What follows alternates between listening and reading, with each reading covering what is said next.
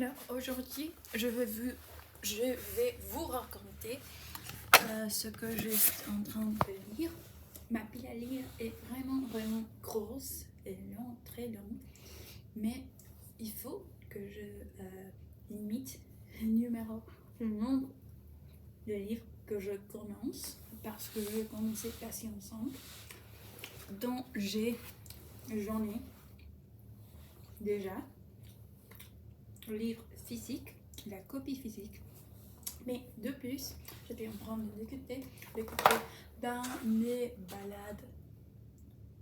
J'étais en train de me balader ce matin. Et en plus, je commençais un livre de Monique Moncombre.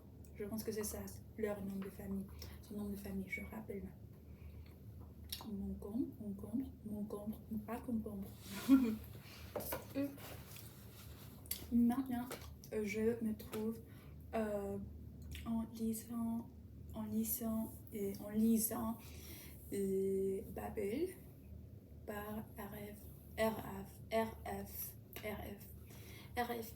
RF Kuang. Je pense qu'il s'agit d'une écrivaine américaine, états-unienne. Donc, alors l'histoire est située, se localise tout d'abord au Canton, à la Chine. Je pense que c'était avant d'être la Chine. C'est situé au XVIIIe siècle, je pense, 18e, 19e siècle, dans le pic, le point plus haut de l'Empire anglais. Dans ce moment-là, je pense que la manière, la façon, la voie de gagner plus de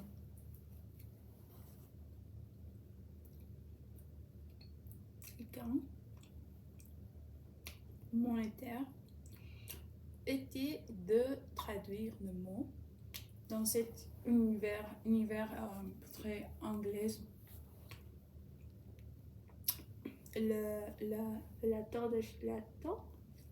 Le taux d'échange, c'est de faisons comme des lingots d'argent, lingots d'argent, lingotes. Du coup, Robin, c'est notre personnage principal. Pour moi, Moi, ça c'est vraiment c'est vraiment décevant que son nom chinois c'est pas maintenu, ne pas rester dans l'histoire. Il n'y avait pas un nom qu'il arrivait au Royaume-Uni,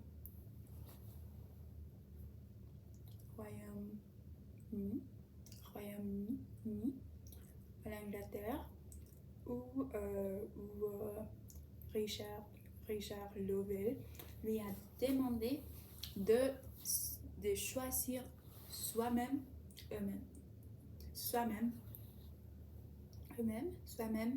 son prénom et son nom de famille. Donc il a choisi Robin Swift parce que ça lui rappelle de Robin, c'était le nom qui Madame Betty lui a donné au canton, mais Swift ça vient des aventures de Gulliver, je pense, si je me rappelle correctement. Alors maintenant je suis dans le chapitre 2. Il reste beaucoup à lire. Donc oui, je viens de retourner de la véranda de la véranda et il y avait deux femmes plus âgées que moi, deux aînées, qui m'ont demandé sur les livres que j'étais en train de lire, dont je lisais. Et on a parlé un petit peu sur le nom du livre, mais on n'a pas allé plus loin que ça. Oh, je parle très lentement, trop lentement. Ça m'énerve, mais ça marche pour maintenant. Et c'est ça l'histoire. Notre protagoniste et Robin, il est un enfant. Je suis pas sûre s'ils disent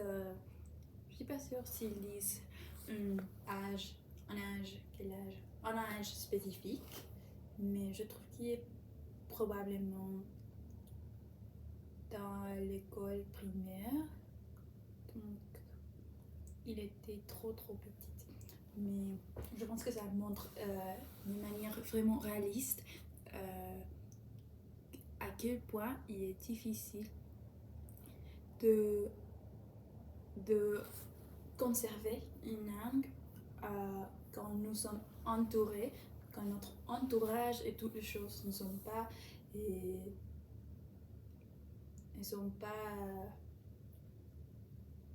plus dans ce langage, dans ces cas, pour Robin,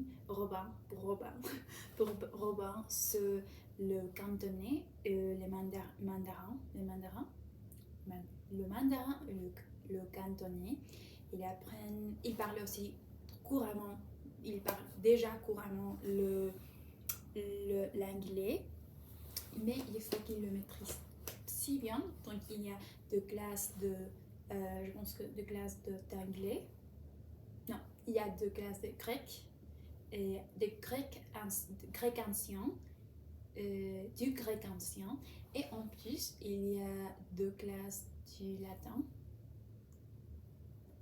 Je pense que c'était du grec ancien dans les soirs, et du latin chaque matin. Donc c'est un horaire vraiment occupé. Il est vraiment occupé et il manifeste aussi son niveau de puissance à la fin de chaque jour. Et en plus, il parle aussi, il vient d'entendre une conversation confidentielle dont les amis, les collègues, les autres hommes d'affaires comme Richard Lovell parmi eux, une personne qui s'appelle Hayward.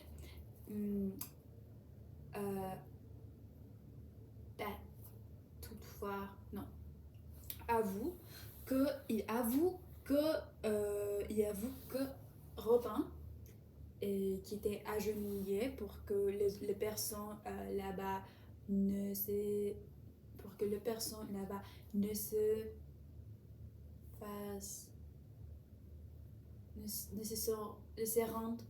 rendent compte qu'il était agenouillé et en écoutant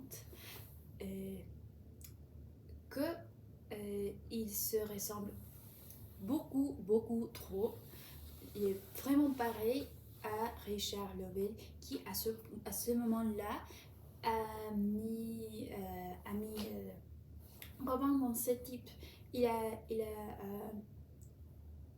adopté l'orphelin, mais il est dans son tutelage, mais il niait Robin